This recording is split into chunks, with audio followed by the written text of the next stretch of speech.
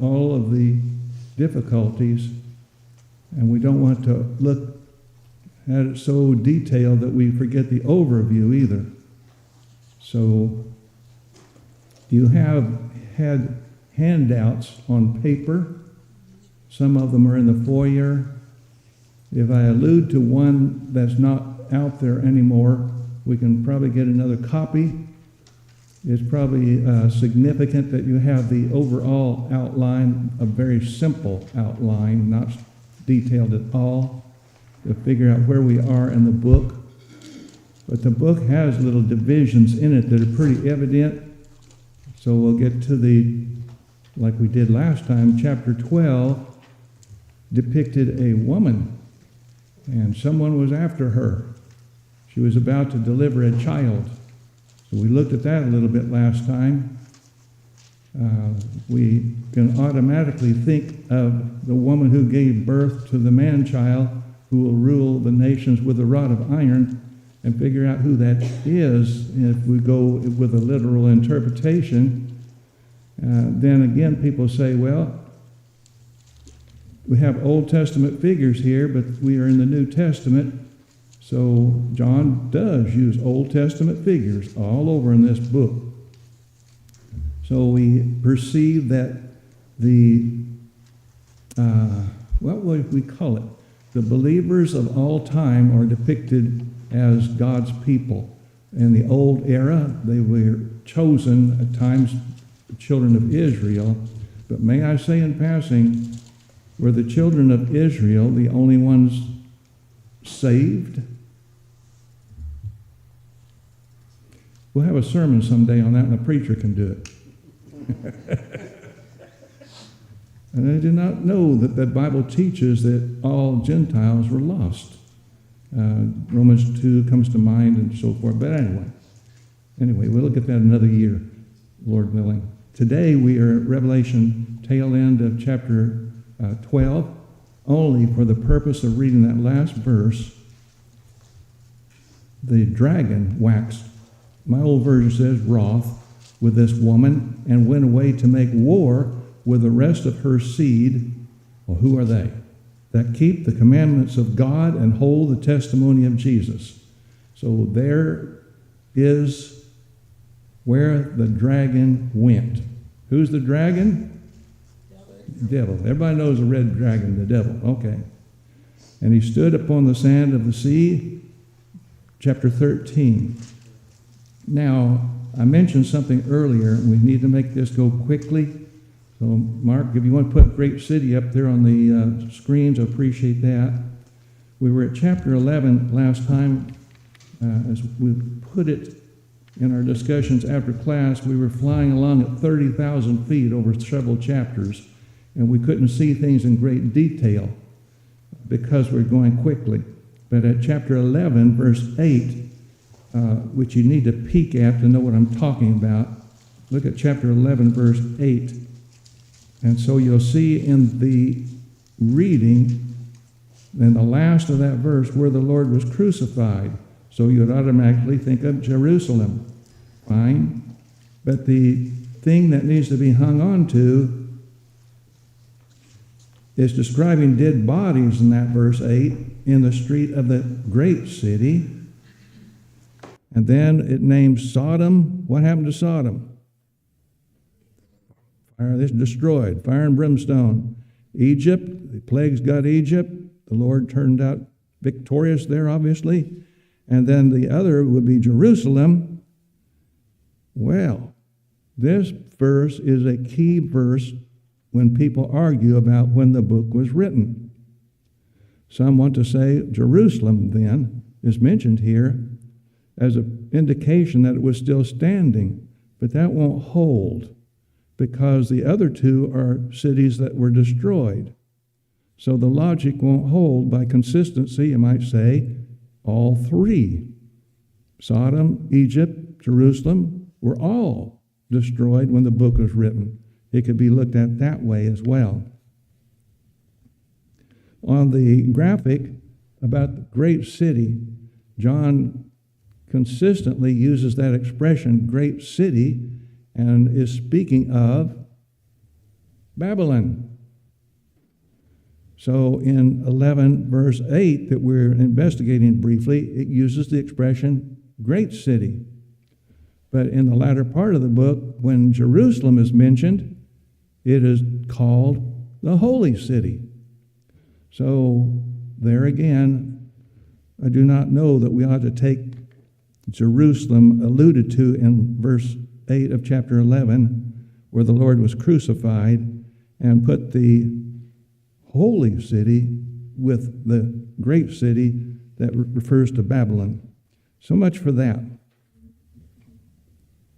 That's all on that one, Mark. So number next, you've already had a handout depicting John's vision of the seals, the trumpets, and the bowls. You need that sometimes to peek at with your magnifying glass probably, but on that you'll see the parallels between each of them. Now that's a little bit difficult for us to understand because interpreters think, well, what is this? One sequence, here come the seals, and then next another sequence chained onto that, and then the third bowls, and so it's going through all of human history in a chain? Or is it coming at it from another purpose? My point of mentioning that, if you have that handout, you see those three progressing parallel cycles end.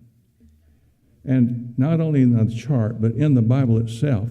When you get to the last, where the sixth seal, sixth trumpet, sixth bowl, there's something that gets all kind of muddled in our reading, in our thinking, because you would think there would be some kind of a depiction giving clues about the end of time. But for today, as you go down through each of those three, the progressing parallels, as they end, none of them reveal tangible, concrete details that alert us, readers, as to the end of time. Gives us a clue when Jesus is going to return, on what day. Now that makes sense if we read other parts of the Bible. What did Jesus say about the day or the hour he returns? No one knows, not even the Son of Man knows. So when we read this book of Revelation, to go in there digging for a clue about when the end of time is coming would say John knew more than Jesus in that revelation. And that caused a little problem in my brain. It kind of balks in my brain, because the scripture will speak of Jesus returning as a thief in the night. And a thief doesn't send you a postcard telling you when he's coming. So people sell books about figuring all this out, and I believe a lot of them make money, but they don't know anything. Oh, excuse me, that was a little harsh, wasn't it? Okay. Number next, Revelation 13, where we pick up. We started that last time. Now in this part of the book, we'll see who the enemies are. And we'll find there's two beasts. But do we have the two beasts on a chart up there, Mark? Or I don't know if I gave you that or not. But you had a handout, was it last week, that got out, that Willie handed you a sheet of paper? Was that the two beast ones? And you have the depiction of the two beasts on a piece of paper.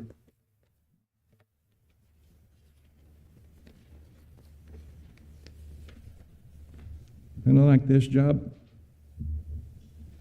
There you go. You can probably perceive a lot of that on there. But there's a beast that's said to come out of the sea. And if you have your little deciphering in notes and so forth, see, it appears to be the masses of human beings, of people. So the beast out of the sea we'll find is the ruling, the governmental persecutor of the church. And then there's a beast that comes from the earth. And that one has a religious connotation to it, so that's a religious persecution aspect. If you go down through these, the descriptions are on your chart, just extracting from the verses in the Bible. the beast from the sea wears blasphemous names and blasphemes God. So there's the enemy. And that seems to be the government persecutor. And under the beast from the sea, this government agency, he has brute animal features. And if you read there in this chapter in details, the leopard, the lion, and the bear. Way back we had from Daniel's book, those creatures depicting kingdoms that came along. So that's very interesting. He has brute animal features like those. He's empowered by the dragon. So Satan is behind this agent in the government. He had a smitten head that appeared to have healed up. We'll have to talk about that a bit. People actually worship this beast. By the way, our preacher has some good sermons, and occasionally he talks about materialism. And we'll see there are people who live for power and money, and they are really not serving the one above, are they? There's all kinds of problems that exist in the world because of that. Okay. And so this beast from the sea turns people to worship the dragon. All right, that's the devil. 42 months, we've talked about that. 3.5 at times it's put that way. And maybe I'll talk about number of days of 1260 and so forth. So that same little period of time, he's there only that period of time. We war against the saints, overcome and kill them. This persecuting government power. Verse 7 and 15. Then, of course, the number everybody wants to know, 666. But the number 666, the text says, is the number of a man. Okay? It's a human compared to the power of heaven. Okay, that's enough for that for the moment. You can go through my little chart that I handed out about the beast from the earth, the religious persecutor, and some of it is really kind of almost curious. He's a mimic. Horns of a lamb on him. Looked like a lamb, but he spoke like the dragon. Authorized and he's supported by the sea beast, so there's an alliance between the two, the religion and the governing agency. Turns adherents to worship the sea beast. You who come to this church, you will worship that man. Works great signs. I have to talk about that. He's a deceiver, tricks people, gave breath of life to the marauding, revived sea beast. We'll have to look at that more closely. And, of course, marks the right hand of the forehead of the people to allow them involvement in commerce. There's a lot there. So much to speak about, but we need to move along. So if you're in chapter 13, we've extracted the heart out of it by that chart. The beasts image, like the leopard, bear, and lion in verse 2. And we go on down through there, verse 6, mouth for blasphemies against God. He made war with the saints, verse 7, to overcome them. So he looks victorious. He had authority over every tribe, people, and tongue and nation, this ruler. And all that dwell on the earth shall worship him. And the people who worship him have not their name written from the foundation of the world in the book of life, the book of life of the Lamb. Now there's a text there at chapter 13, verse 10. If any man is for captivity, into captivity he goes. How does your text read? Verse 10 of chapter 13. What's the first couple of phrases say in your book?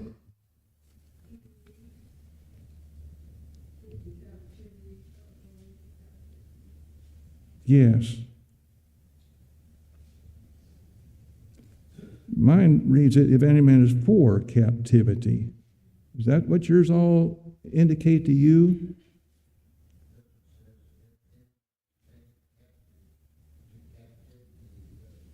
Okay, that's a passive look. Okay, but still the point strikes me is this beast catches people. I believe it's safe to say that. Whether passively or actively, you choose that, you'll be in captivity. I'm getting ahead of myself here, but I'd like to allude to things from the Old Testament. The books of 1 Samuel, 1st, 2nd King, 1st and 2nd of each of these, and Chronicles. The people wanted to have a king. He'll go out and fight our battles for us. And they were warned, you put that king up there, you're rejecting God, and he's going to do this, that, and the other to you. And what happened? Tax them something fierce? I'll put it in modern language, draft their men to go into battle? Yeah. And he'll take your wealth? Well, we don't care. And they put in the kings. And the book wears you out. Bad king, bad king, bad king. This one was better. All the way through those books. Interesting to me to see who really rules in the kingdoms of men. It's God, and those do not really have the power when it comes right down to it.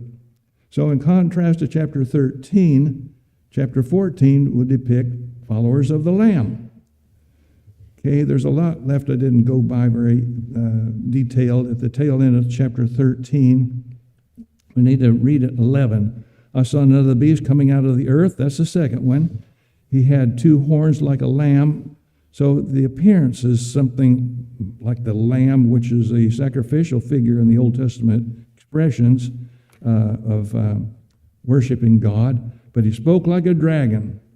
So though he was a religious symbol, it seems, but he had the dragon's mouth. He exercises all the authority of the first beast in his sight. So the two beasts are in alignments. He makes the earth and them that dwell therein to worship the first beast, whose death stroke was healed. He even does great signs that he should make some fire to come down out of heaven. When Moses was going to lead the children of Israel out of Egypt, God gave him the ability to do some signs. Did the Egyptian magicians do any? Yeah, they sure did. They had what we would say deceitful signs. So Moses' snake did what to their snake? Ate him. Okay, so they did some things, but they couldn't do others. So I kind of hearkened to that when I read this one. Deceives them by the signs.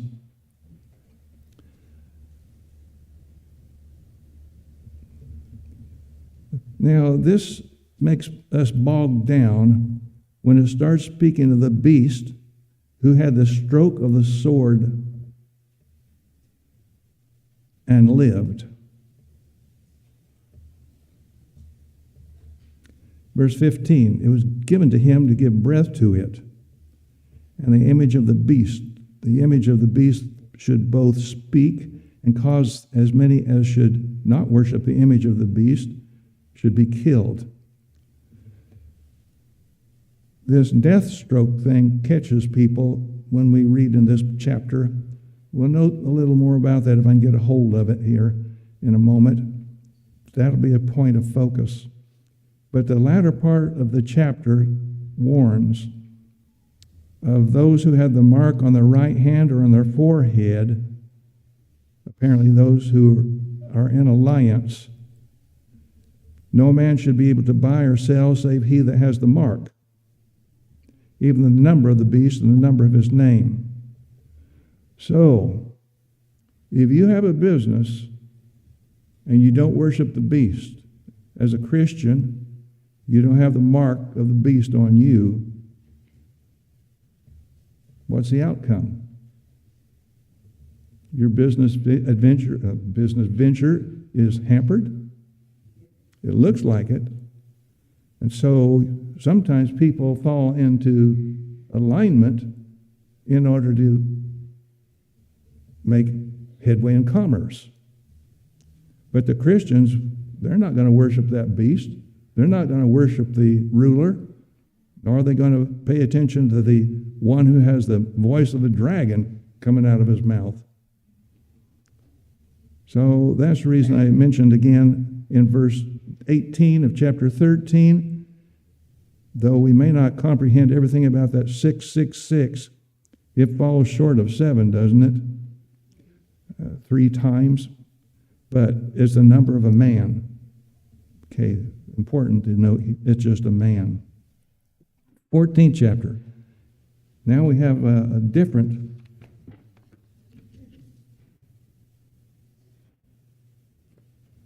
Yes, now we have the depiction of the followers of the Lamb, the first fruits who are allies of the Father.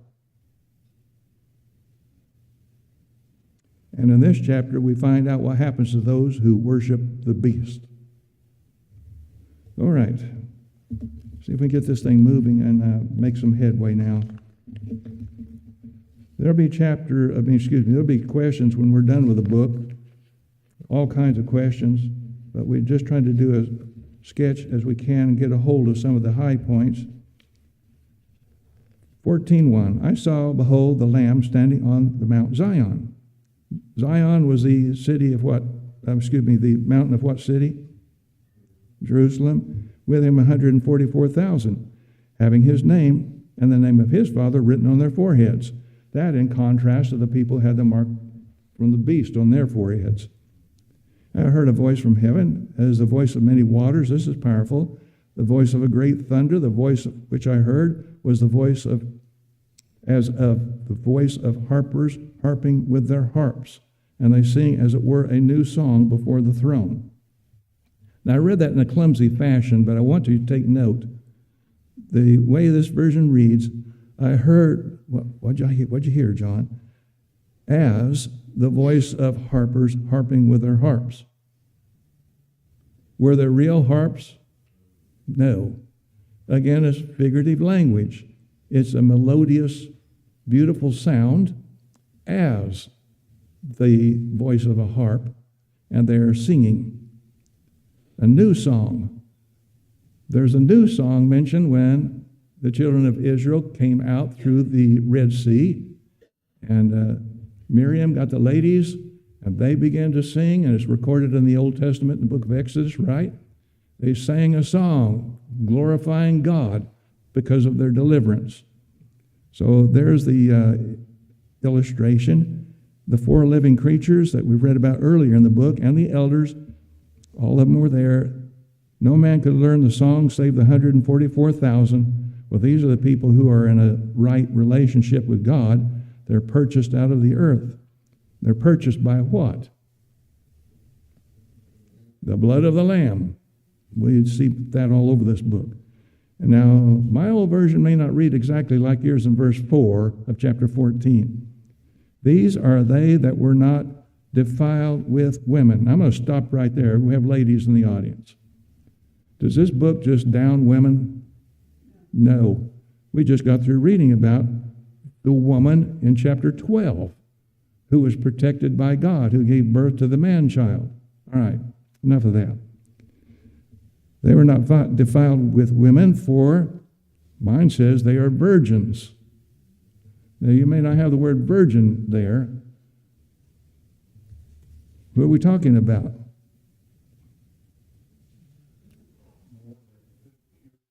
Yes, and what group? The number of 144,000. Okay? Now, we can take that 144,000 these days and people try to make it literal. They're going to run into a brick wall here. The only ones in the 144,000 are males, and a lot of males won't qualify. They have to be virgins. That's going to be the end of that one. But there are people who push that 144,000. They are purchased from among men to be the first fruits unto God and unto the Lamb. Though there are interpreters who take that first fruits and run with it and indicate the 144,000 were the first of the converts, perhaps like the martyrs that were described earlier in this book. They don't know about that, whether that'll hold scrutiny, but there's one thought some have. Verse 6, I saw another angel flying in mid-heaven, having eternal good tidings to proclaim to them that dwell on the earth, to every nation, tribe, and tongue, and people, with a great voice. Fear God, give him glory, the hour of his judgment has come. Worship him that made the heaven, earth, sea, and fountains of water. That's the announcement for number one. There's a second angel in verse 8. Fallen, fallen is Babylon the Great, that has made all the nations to drink the wine of the wrath of her fornication. Now, these are really bizarre expressions in our language today. I get that. But Babylon, we've got on the sheet that we just passed or noted earlier, a description of who that is. It's not the people of God. It's that great city. There's the word great again. That appears to be the evil city, the persecuting one, and made the nations to drink the wine of the wrath of her fornication. Now that sounds really like a weird expression. First, they're participating with her, these nations, and then this wrath is brought out in the middle of drinking this wine. Really? I read in this book about the bowls of wrath over in chapter 16 from God.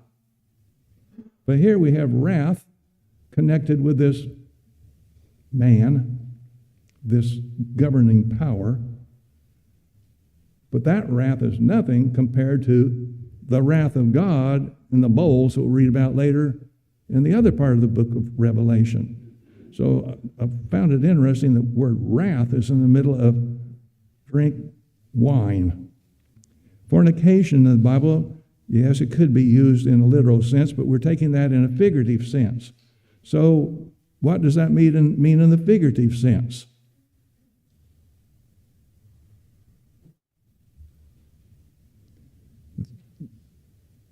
They were unfaithful to God, and they had a relationship with Babylon. Okay. And so it's used that way in the Old Testament too, isn't it? People who were unfaithful to God were depicted as fornicators or adulterers in a religious sense as well. Verse 9, another angel, a third, followed, saying with a great voice, if any man worships the beast in his image and receives the mark on his forehead and on his hand, he shall also drink of the wine of the wrath of God. Now there's your wrath comment contrasted. Which wrath would you rather endure? I'll take the one from the man rather than the one from the wrath of God, which is prepared unmixed in the cup of his anger.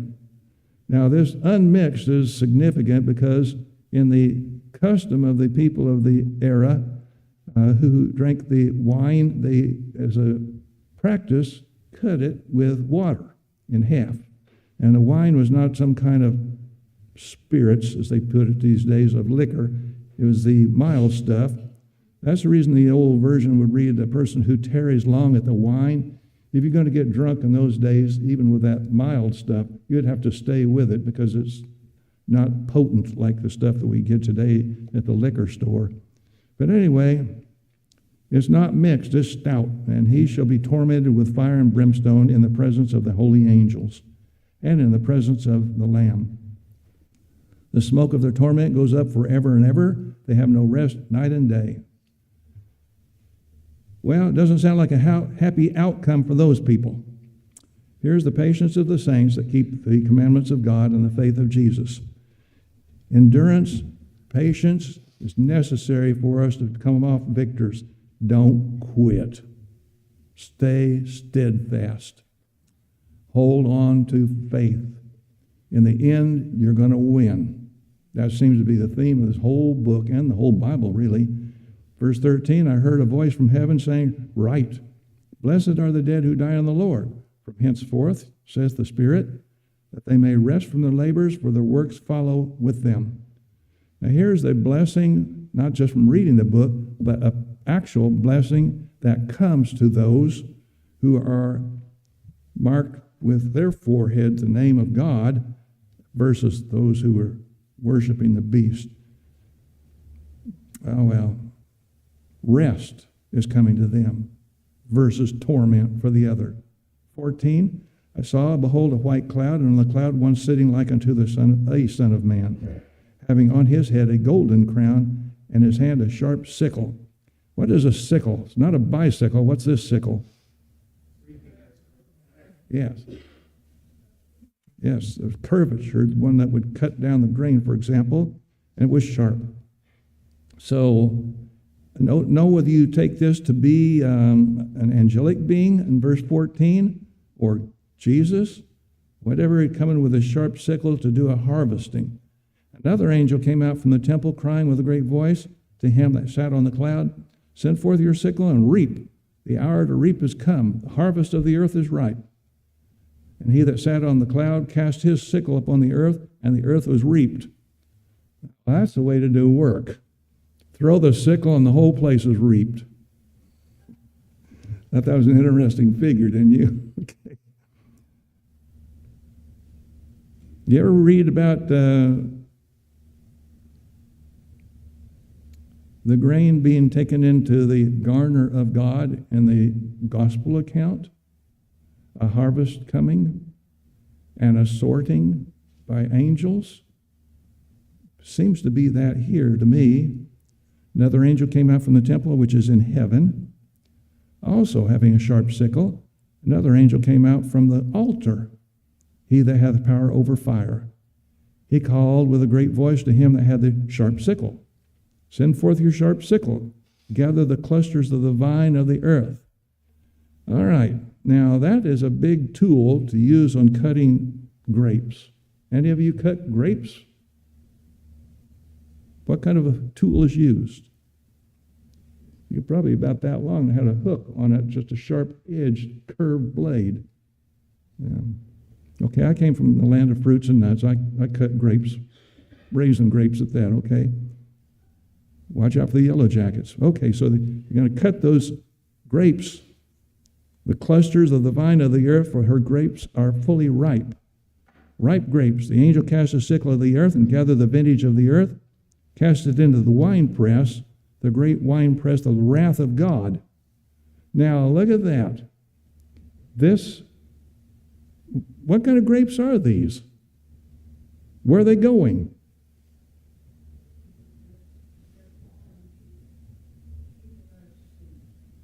It looks like the fruit of evil people. That's kind of the depiction. Y'all getting that? Is that what you get out of that? And they're all harvested and thrown into the wine press, and they're mashed. I don't know how you see the mashing going on. I'll leave that alone. And there was so much of it, it came out what looked like blood from the wine press, even to the bridles of the horses, as far as, and it names that 1,600 furlongs in my old version. Well, that's a lot. There's the harvest. There'll be hundreds of questions here probably in your heads. Go ahead and bark if you have something to say. Yes?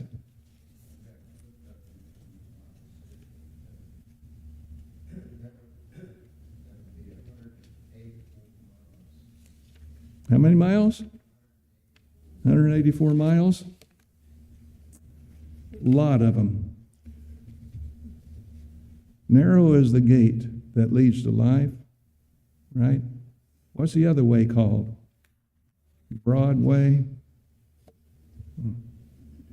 May I say in passing, that is frustrating for Christians, that so many people choose the broad way rather than the way that leads to life. Okay. Chapter 15. I saw another sign in heaven, great and marvelous, 7 angels having 7 plagues. Now note they're called plagues, which are the last, for in them is finished the wrath of God. Now that might bear on how you take those parallel columns. These are the wrath of the last, these plagues. I saw, as it were, the sea of glass mingled with fire. So we have an old song, I used to remember it when I was a kid, that ends with the crystal sea. You remember that? In our songs, the crystal sea. I take it that's coming from these texts, not only here, but in other parts of the Bible. Before God's throne, at times you'll see a depiction of a clear as crystal sea out. And this has what in this crystal? What's in there?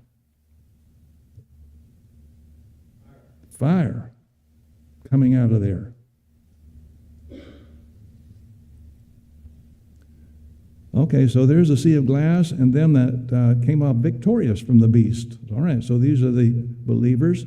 Came off victorious from his image, from the number of his name, that 666 business, standing by the sea of glass, having, here again, the figure, harps of God.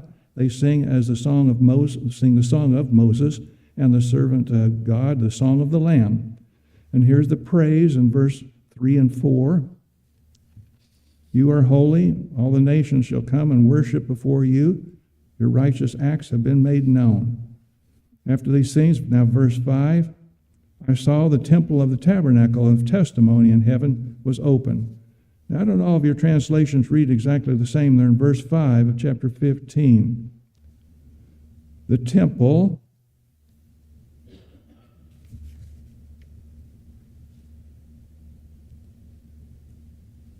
you know what that is. The tabernacle, that was that Old Testament tent expression of the testimony. Sometimes the word testimony refers to what? Excuse me?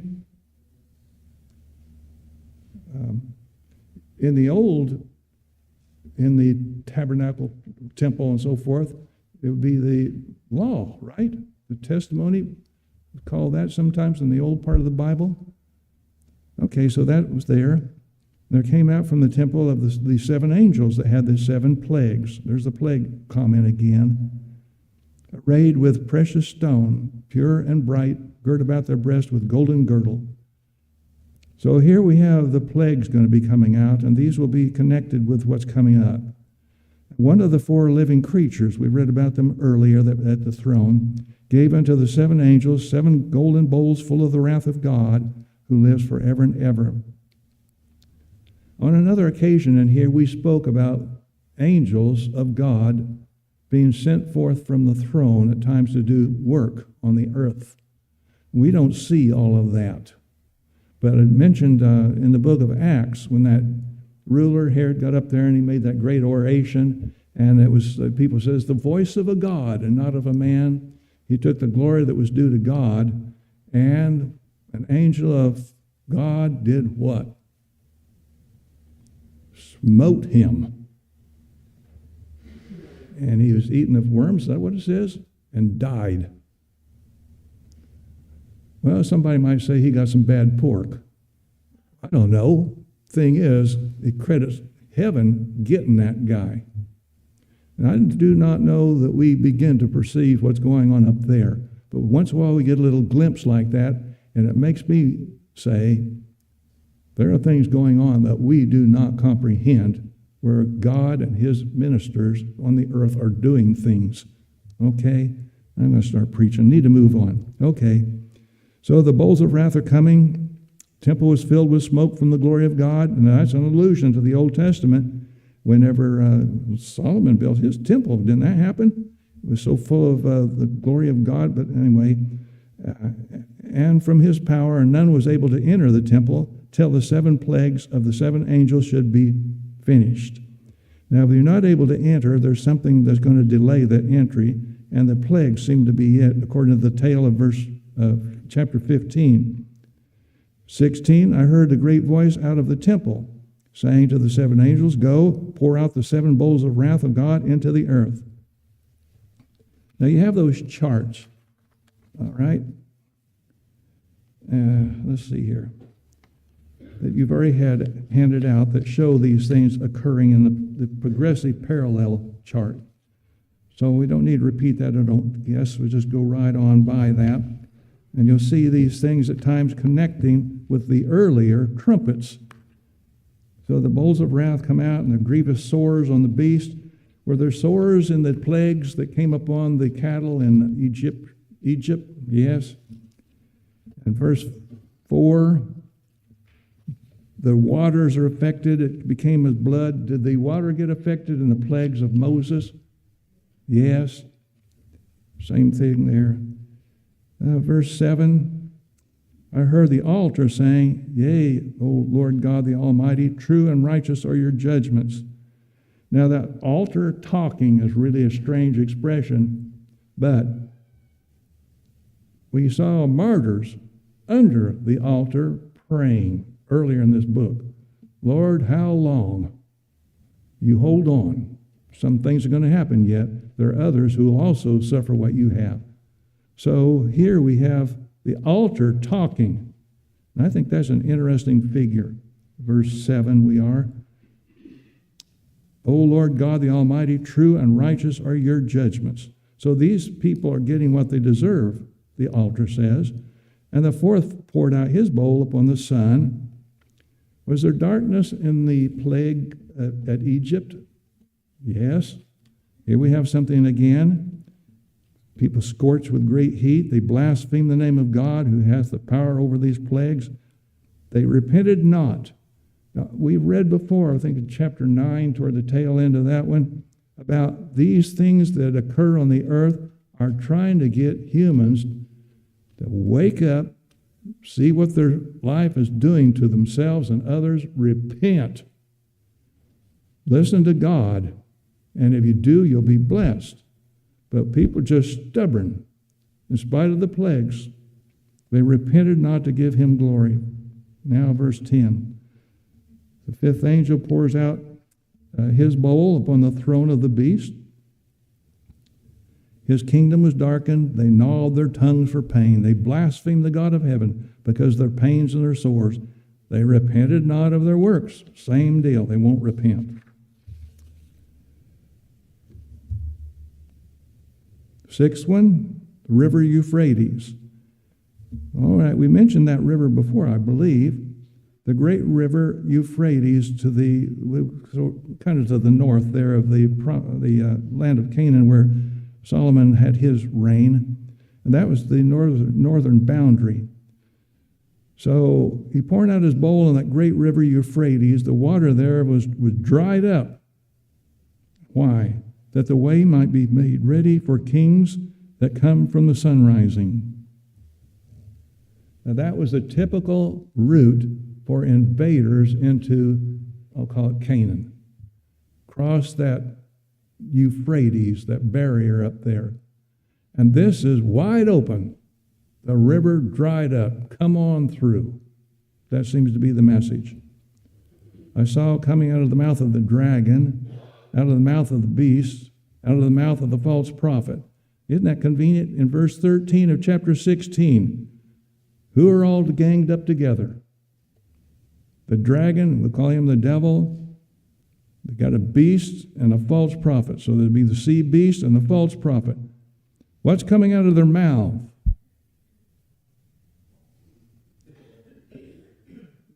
The lion of false spirits, and it says, what's the literal word down at the tail?